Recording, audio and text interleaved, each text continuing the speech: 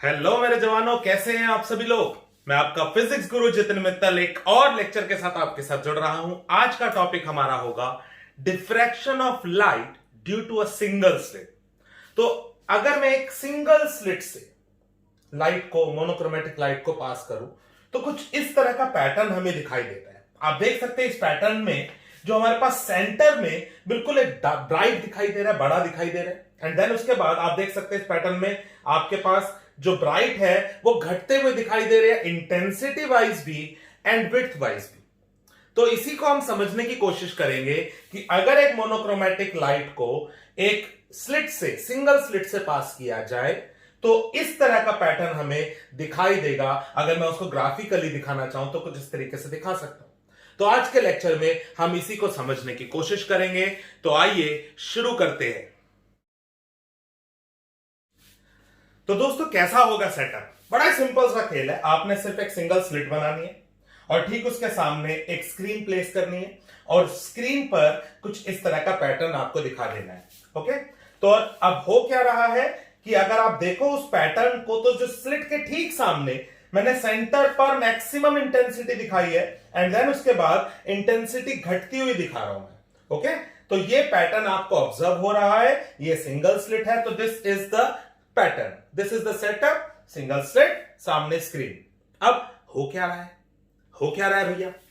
हो ये रहा है, ये हमारे पास सिंगल स्लिट है, ये सामने मैंने स्क्रीन बनाई है। ये अगर एक प्लेन वेव फ्रंट आ रहा था तो जो अनब्लॉक्ड पोर्शन है, अनब्लॉक्ड, लेट्स से इसको अगर ए बी बोल दूं, तो यहां पर जब ये वेव फ्रंट बना तो हाइगन्स प्रिंसिपल के अकॉर्डिंग, इसे कॉपी कर लेना डायग्राम एंड देन दिस, जो एग्जाम के लिए पढ़ रहे हैं उनके लिए बोल रहा हूं, इसे कॉपी कर लेना कि अब हाइगन्स प्रिंसिपल के अकॉर्डिंग इस वेव फ्रंट का हर पॉइंट एक फ्रेश सोर्स ऑफ डिस्टरबेंस की तरह बिहेव करेगा एंड वो सभी सोर्सेज जब स्क्रीन पर किसी पॉइंट पर जाकर इंटरफेयर करेंगे आपस में तो हमें कुछ इस तरह का पैटर्न ऑब्जर्व हो रहा है। तो ध्यान रहे, यहां पर एक ही वेव फ्रंट के so many sources are going to interfere at any point on the screen. जो ये आपको लिखना होगा। तो आइए अब देखते हैं कि जो सेंटर पर मैक्सिमा क्यों ऑब्जर्व हो रहा है। तो दोस्तों सेंटर पर मैक्सिमा क्यों मिल रहा है जी? लेट्स से ये सेंटर है ओ। मैंने अभी बताया कि इस अनब्लॉक पोर्शन का जो ये ए बी वेव फ्रंट बना, इसका हर पॉइंट स्क्रीन पर किसी भी पॉइंट पर जाकर इंटरफेयर करने वाले हैं। नाउ सी, इस वेव फ्रंट को अगर मैं देखूं, एक ए पॉइंट है और एक बी पॉइंट है। ए से जो वेव यहां पर जाएगी और बी से जो वेव यहां पर जाएगी, वो ए और बी जो ट्रैवल करेगी वो ऑब्वियसली सेम पाथ ट्रैवल कर रहे हैं। तो there will be no path difference और I can say no phase difference. और आई कैन से ए से और बी से जो वेव जाके ओ पे मिलेगी वो सेम फेज में मिलेगी। There will be no phase difference और सेम फेज में मिलेगी तो कंस्ट्रक्टिवली इंटरफेयर करेंगे। ए से जस्ट नेक्स्ट वाला देखूं और बी से इधर जस्ट नेक्स्ट वाला देखूं, वो भी वहां पर जाके कंस्ट्रक्टिवली यानी सेम फेज में मिलने वाले हैं। तो मैं कह सकता हूं, लाइक एक और ले लूं अगर यहां पर, एक और यहां पर ले लूं वो भी, तो कह सकता हूं इस ए बी वेव फ्रंट का अगर मैं इसके फर्स्ट हाफ का कोई भी पॉइंट उठाऊं तो सेकेंड हाफ में कॉरेस्पॉन्डिंग एक ऐसा पॉइंट होगा जो ओ पर जाकर कंस्ट्रक्टिवली इंटरफेयर करने वाले हैं। तो मैं इसको लिखूंगा कैसे, इसको बोलूंगा कैसे? The secondary waves from any two corresponding points of the two halves of the slit AC and CB, let's say अगर मैं इस पॉइंट को C बोल दूं, reach the point O in the same phase, thus interfere constructively to produce a central bright fringe। जितना मैंने dictate करा है अगर आप उतना भी नोट्स में लिख लेंगे तो भी ओके है। आप फर्स्ट पैराग्राफ की जगह ये भी लिख सकते हो और वी कैन से, आपको दोनों याद करने की जरूरत नहीं है, or we can say that waves from points equidistant from the center C of the slit lying in the portion CA and CB of the wavefront travel the same distance in reaching at O and hence the path difference between them is 0। क्या कहना चाह रहा हूं? अगर C से मैं कोई भी दो इक्विडिस्टेंट पॉइंट्स उठाऊं तो वो O पर जाकर सेम पाथ ट्रेवल करने वाले हैं, मतलब 0 पाथ डिफरेंस पे मिलने वाले हैं, इसलिए कंस्ट्रक्टिवली इंटरफेयर करने वाले हैं। तो इसीलिए क्योंकि ये सारे इस वेव फ्रंट के सभी पॉइंट्स ओ पर जाकर कंस्ट्रक्टिवली इंटरफेयर कर रहे हैं, तो इसलिए हमें सेंटर पर क्या मिल रहा है? मैक्सिमम। Is it clear? चलिए आगे देखते हैं कि क्यों और कैसे कैसे कहां पर मेरे पास डार्क बन रहा होगा, पाथ डिफरेंस क्या होगा। आइए शुरू करते हैं। पाथ डिफरेंस के लिए हम क्या करेंगे? मैं दोबारा से वही बना रहा हूं स्लिट। लेट्स से स्क्रीन पर एक कोई पॉइंट इमेजिन कर लेता हूं, लेट्स से पी। स्लिट की विड्थ है ए बी वो वेव फ्रंट हो गया जो अनब्लॉक पोर्शन पर बनने वाला है। इस पी पॉइंट पर मान लो ए से भी वेव जा रही है डिफ्रैक्ट होके और बी से भी वेव जा रही है डिफ्रैक्ट होके। सपोज थीटा एंगल पर ये डिफ्रैक्ट हुई और ये दोनों जाकर पी पर मिल रही है। सर कैसा मजाक कर रहे हो?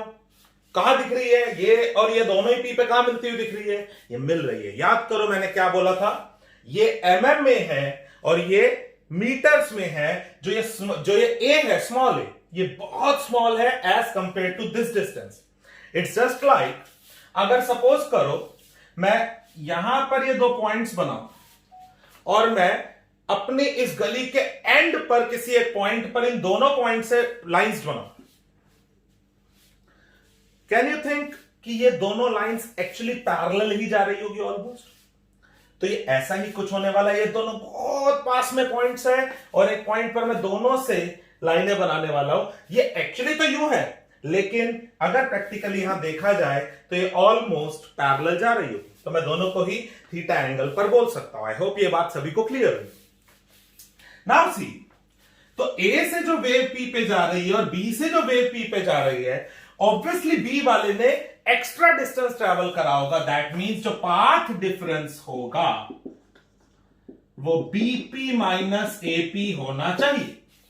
तो ये मैं फाइंड कैसे करूं? बड़ा सिंपल है। अगर मैं ए से इस लाइन पर एक परपेंडिकुलर ड्रॉ कर दूं तो ये जो डिस्टेंस आया, लेट्स से इसको अगर मैं m बोल दूं, तो जो bm डिस्टेंस आया, this distance will be the path difference between AP and BP। तो मैं ये bm कैसे फाइंड करूं? ये भी बड़ा सिंपल सा खेल है। ये मेरे पास a था, ये एंगल थीटा हो जाएगा, ध्यान से देखो, और ये अगर थीटा है, ये a है, तो ये bm मेरे पास आ जाएगा a sin थीटा। तो this path difference is a sin theta. अब याद क्या रखना है आपने? ये कौन सा पाथ डिफरेंस है? a से जो वेव जा रही है किसी पॉइंट पे और b से जो वेव जा रही है, उन दोनों वेव्स के बीच का पाथ डिफरेंस है ये। क्या यहां पर सिर्फ a और b से वेव जाने वाली है? नो। यहां पर क्या हो रहा है? All these points are behaving as fresh source of disturbance. इन सभी से वेव्स जाके इंटरफेयर होने वाली है किसी भी पॉइंट पर। और ये जो a sin थीटा है, ये किस किस का पाथ डिफरेंस रखा है मैंने? a से जो वेव जा रही है और b से जो वेव जा रही है, उनके बीच का। क्लियर है ये बात? आई होप ये थीटा वाली बात आप लोगों को समझ आई हो कि ये दोनों लाइनें मैंने यू पैरेलल दिखाई है, आपको यू और यू दिखाने की जरूरत नहीं है। ये अंडरस्टूड है कि ये दोनों मैंने ऑलमोस्ट पैरेलल दिखाई है और ये पी पर जाके मिलने वाली है। ठीक है? प्रैक्टिकली ये ए बहुत स्मॉल है as compare to this distance. जो हम यहां पर अगर बनाने लगे तो फिगर अच्छी नहीं दिखेगी। ओके, चलो आगे देखते हैं। तो दोस्तों हमें ये तो पता चल गया कि भैया सेंटर पे तो मैक्सिमम मिलने वाला है, लेकिन ये जो पहला मिनिमम मुझे दिखाई दे रहा है उसकी पोजीशन क्या है? तो वो कैसे पता चलेगा? जब ये जो पाथ डिफरेंस है a sin थीटा, जब ये पाथ डिफरेंस लैम्डा के इक्वल होगा तो उस पर्टिकुलर पॉइंट पर हमें मिनिमा, पहला मिनिमा मिलेगा। सर कंफ्यूज कर दिया, इंटरफेरेंस में तो हमने ये पढ़ा था जब path difference lambda 2 lambda 3 lambda होगा तो वहां तो ब्राइट बनता था। अब आप कह रहे हो जब पाथ डिफरेंस लैम्डा होगा तो वहां पर मिनिमम बनेगा। एक्सप्लेन करूंगा अभी क्या होने वाला है। अगर मैं कह रहा हूं a sin थीटा लैम्डा है तो मैं sin थीटा को लैम्डा बाय a लिख सकता हूं, क्योंकि थीटा बहुत स्मॉल है, theta is lambda by a। और अगर मैं लीनियर डिस्टेंस को y मान लू, I can write it as y by d, y upon d, उस एंगल को।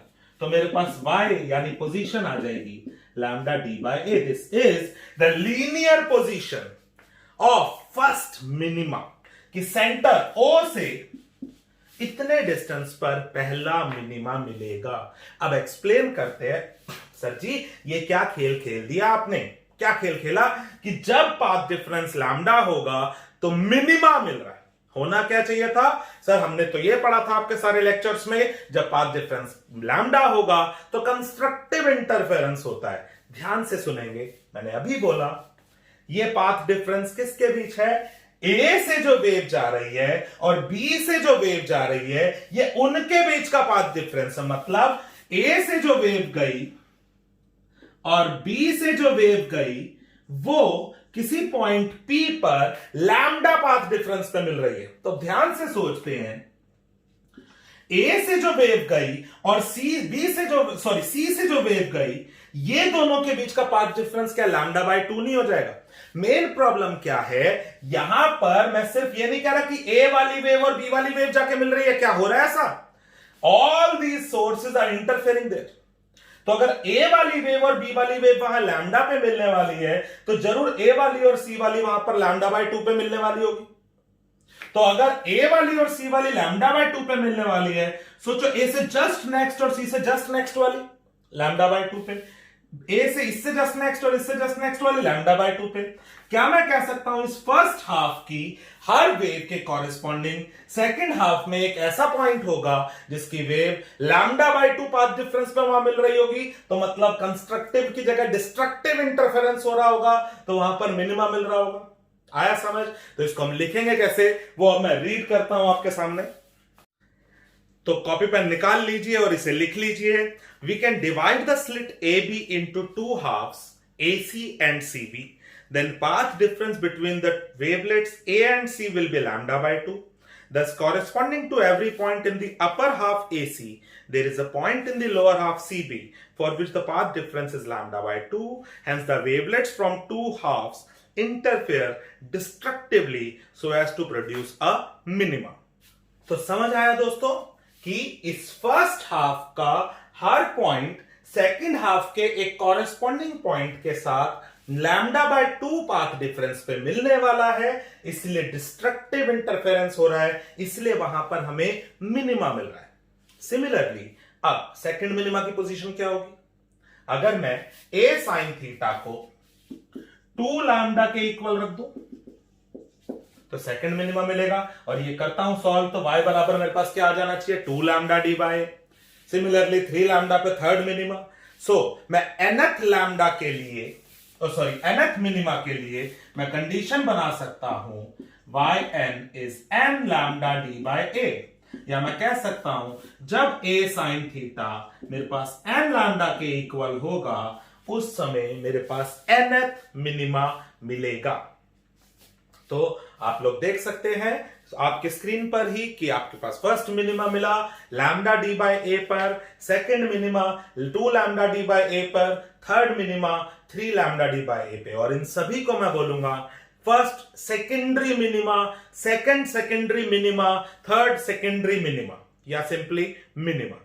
ओके, बढ़ते हैं आगे और देखते हैं कि सेंट्रल मैक्सिमम के बाद और कहां कहां मैक्सिमम बनेगा।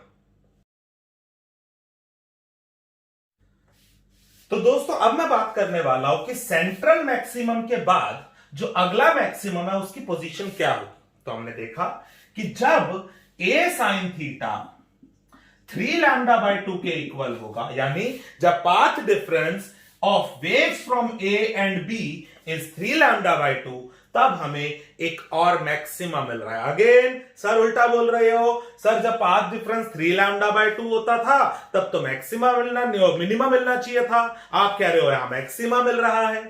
मैं बिल्कुल सही बोल रहा हूं, क्यों, अगेन वही बात, क्या यहां पर सिर्फ A और B से वेव जा रही है, no, all the waves from A to B are interfering at that point। तो अब इसको एक्सप्लेन कैसे करूं, अगर मैं AB जो वेव फ्रंट है इसको 3 इक्वल पार्ट्स में डिवाइड कर लूं, क्योंकि A और B 3 लैम्डा बाय 2 के पाथ डिफरेंस पे मिल रहे हैं, तो I can divide this wave front into 3 equal parts of lambda by 2 path difference. तो मैं कह सकता हूं इस फर्स्ट पार्ट का हर पॉइंट इस सेकंड पार्ट के हर पॉइंट के साथ λ/2 पाथ डिफरेंस में मिल रहा होगा एंड डिस्ट्रक्टिवली इंटरफेयर कर गया होगा। लेकिन जो ये थर्ड पोर्शन बचा, ये वहां पर कुछ ना कुछ इंटेंसिटी दे देगा एंड देयरफॉर आप देख सकते हो जो इंटेंसिटी है वो मैंने कम दिखाई है। आगे चल के इसे भी एक्सप्लेन करेंगे क्यों ये इंटेंसिटी घटती जा रही है। सिमिलरली अगर a sin थीटा 5λ/2 होगा तो मेरे पास नेक्स्ट मिनिमा मिल जाएगा। मतलब कि यहां पर मैं पोजीशंस के लिए क्या लिख सकता हूं, a sin थीटा अगर 5λ/2 होगा तो सेकंड मैक्सिमा मिल जाएगा मेरे को, secondary maxima. Theta is equal to 5λ/2a, y equal to 5λd/2a। तो एक्सप्लेनेशन को लिखना कैसे है मैं वो अब आपके साथ डिस्कस कर रहा हूं। We can divide the slit into 3 equal parts. The path difference between two corresponding points of the first two parts will be λ/2, thus interfering destructively. The wavelets from the third part will contribute to some intensity, forming a secondary maximum. Copy pen लीजिए और please इनको step by step copy करते चले जाइए। Okay तो आप देख सकते हैं सेकंड मैक्सिमम की पोजीशन मैंने बता दी। nth मैक्सिमम के लिए अब मैं बना सकता हूं इसी तरीके से कि जब साइन थीटा जनरल देखो क्या आ रहा था 3λ/2 फिर 5λ/2, तो मैं कह सकता हूं nth के लिए n+1/2 λ/a मेरे पास पोजीशन चलेगी। अगर मैं साइन थीटा की बात करूं, एक को उधर ले जाऊं तो a sine theta is n+1/2 into lambda. तो दोस्तों अब आपको पता चल गया कि पैटर्न में हमें कैसा कुछ ऑब्जर्व हो रहा है। अगर ये स्क्रीन है, सेंटर पर मुझे मैक्सिमा ऑब्जर्व हो रहा है, देन 1λd/a पर मुझे फर्स्ट मिनिमा ऑब्जर्व हुआ,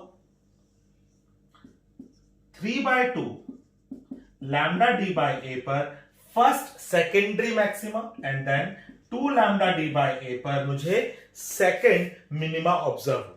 तो अब अगर मैं आपको कहता हूं कि भैया जो ये सेंट्रल मैक्सिमम बना है इसकी लीनियर विड्थ कितनी है, बहुत सिंपल है। लेट्स से लीनियर विड्थ को अगर मैं बीटा से दिखाऊं तो ये और ये distance λd/a minus λd/a it comes out to be 2λd/a। और अगर मैं इसको एंगुलर विड्थ की बात करूं तो पिछले लेक्चर्स को आप ध्यान से अगर देखा हो आपने तो एंगुलर विड्थ निकालने के लिए बड़ा सिंपल सा खेल है। जो भी आपके पास बीटा आया है उसको d से डिवाइड करो, ये आपके पास क्या आ गया 2λ/a। This is linear width of central maxima and this is angular width of central maxima. अगर मैं इस पूरे को थीटा लिखता हूं, अगर मैं इस आधे को थीटा लिखता हूं तो ये हो जाएगा 2 थीटा। बट हमें एंगुलर विड्थ फॉर्मूला की बात कर रहे हैं। This angular width is 2λ/a, this linear width is 2λd/a। आइए आगे बढ़ते हैं। अब दोस्तों आप देख सकते हो मैंने अभी अभी जो ग्राफ आपको बताया और एक्सप्लेनेशन भी दी तो उसमें इंटेंसिटी को कुछ इस तरह से घटता हुआ दिखा रहा हूं। तो ऐसा क्यों, अभी मैंने एक्सप्लेन करा आपको। जब सेंटर पर मैक्सिमम बना तो पूरी स्लिट के सभी पॉइंट्स आपस में इंटरफेयर कर रहे थे कंस्ट्रक्टिवली। ओके जब फर्स्ट मैक्सिमा बना तो याद करो मैंने 3 पार्ट्स में डिवाइड करा, 2 पार्ट्स डिस्ट्रक्टिवली इंटरफेयर करो, सिर्फ थर्ड पोर्शन मतलब पूरी स्लिट का अब सिर्फ थर्ड पार्ट कंट्रीब्यूट कर रहा है लाइट के लिए। सेम नेक्स्ट में अगर मैं 5λ/2 की बात करूं तो मैं सिर्फ 5 पार्ट्स में डिवाइड करूंगा, first and second cancel, third and fourth cancel, fifth part contribute and so on. So central maxima पर पूरी स्लिट कंट्रीब्यूट कर रही है, फर्स्ट मैक्सिमा पे स्लिट का 1/3 पोर्शन कंट्रीब्यूट कर रहा है एंड नेक्स्ट थर्ड मैक्सिमा पर मेरे पास स्लिट का 1/5 पोर्शन कंट्रीब्यूट कर रहा है एंड सो ऑन। तो इसको लिखेंगे कैसे, मैं आपके सामने स्क्रीन पर अभी शो कर देता हूं, इसे लिख लीजिए प्लीज आप लोग। The intensity of central maximum is due to the contribution of wavelets from all parts of the slit. The intensity of first secondary maxima is due to the contribution of wavelets from 1/3 part of the slit. The intensity of second secondary maxima कर लोगे ना, मैं क्यों पढ़ूं? Okay please इसे copy कर लीजिएगा। तो मेरे दोस्तों, आई होप आप लोगों को diffraction due to a single slit समझ आया हो एग्जैक्टली। स्टेप बाय स्टेप मैं इसको एक बार और बता देता हूं। सबसे पहले हमने इसका सेटअप देखा, पैटर्न देखा कैसा ऑब्जर्व होगा, फिर हमने बात करी कि हाइगन प्रिंसिपल के अकॉर्डिंग जो unblocked wave front A B है उसका हर पॉइंट मेरे पास न्यू सोर्स ऑफ डिस्टर्बेंस की तरह एक्ट करेगा जो स्क्रीन पर किसी भी पॉइंट पर जाकर इंटरफेयर करने वाले हैं। देन हमने देखा कि सेंटर पर यानी ओ पर सेंट्रल मैक्सिमा मुझे मिलने वाला है। क्यों? क्योंकि इस ए बी वेव फ्रंट का एवरी पॉइंट वहां पर कंस्ट्रक्टिवली मिलने वाला है। अगर मैं फर्स्ट टू हाफ्स की बात करूं, एक्सप्लेन कर चुका हूं मैं पूरा का पूरा। ओके, देन हमने देखा फर्स्ट मिनिमा कहां पर मिलेगा, जब a sin theta is equal to lambda. a sin theta कैसे निकाला? a से जो वेव जा रही थी और b से जो वेव जा रही थी, अगर मैं उन्हें थीटा एंगल पर डिफ्रैक्ट करके एक p पॉइंट पे इमेजिन करूं तो पाथ डिफरेंस आ रहा था a sin थीटा। और अगर वो a sin थीटा लैम्डा के इक्वल हो तो first minima, a sin theta 2 lambda के इक्वल हो तो सेकंड मिनिमा, 3 लैम्डा के इक्वल हो तो थर्ड मिनिमा। तो मैं कह सकता हूं a sin थीटा जब n लैम्डा होगा तो nth मिनिमा हमें मिल रहा था। देन मैक्सिमा की बात करें अगर हम पोजीशंस की, जब a sin theta 3 lambda by 2 था तो फर्स्ट मैक्सिमा मिला, a sin theta 5 lambda by 2 तो सेकंड मैक्सिमा। तो मैं कह सकता हूं a sin थीटा जब n+1/2 लैम्डा बा होगा, लैम्डा के इक्वल होगा, तो हमारे पास nth maxima, nth secondary maxima हमें मिलेगा। फिर हमने विड्थ फाइंड करी सेंट्रल मैक्सिमा की, और आप लोग इजीली इसी तरह से जो फर्स्ट सेकेंडरी मैक्सिमा बना है उसकी विड्थ भी आप निकाल सकते हो। एंड ये दोनों विड्थ आप क्लियरली देख सकते हो, सेंट्रल मैक्सिमा की विड्थ इस विड्थ की डबल आएगी। ओके, एंड आपने देखा इंटेंसिटीज डिक्रीज होती हुई दिखाई दे रही थी। क्यों? सेंटर पर पूरी स्लिट कंट्रीब्यूट कर रही थी। फर्स्ट मैक्सिमा के लिए स्लिट का 1/3 पोर्शन, सेकंड मैक्सिमा के लिए स्लिट का 1/5 पोर्शन एंड सो ऑन। तो इसी तरीके से हमारा ये सिंगल स्लिट का एक्सपेरिमेंट, सिंगल स्लिट का टॉपिक हमारा खत्म होता है डिफ्रैक्शन का। प्लीज इसके अच्छे से नोट्स बना लीजिए। लेक्चर को देख के मैंने सब कुछ शेयर करा है। मैं एक बार फिर से वीडियो के एंड में स्टेप बाय स्टेप आपको इसके पूरे notes image by image show करता रहूंगा। एंड मैं थैंक यू बोलना चाहूंगा आप सभी स्टूडेंट्स को मेरे 1000 सब्सक्राइबर्स करने के लिए। आपका प्यार है, छोटा सा माइलस्टोन है, हम सब ने मिलकर अचीव करा है। Thank you so much. अगर आपको अच्छा लग रहा है, अगर आप चाहते हो मैं ऐसे ही काम करता रहूं, तो प्लीज इस प्यार को बढ़ाते रहिए और मेरे लिए इस सब्सक्राइबर्स को, काउंटिंग को बढ़ाते रहिए कॉन्टिन्यूअसली। Love you all. मिलते हैं नेक्स्ट लेक्चर में। नेक्स्ट लेक्चर में हम पढ़ेंगे कुछ इफेक्ट्स कि अगर मैं कुछ चीज चेंज करूं तो डिफ्रैक्शन पैटर्न पे क्या असर पड़ेगा। फिलहाल ये नोट्स कॉपी कीजिए। बाय बाय मेरी तरफ से।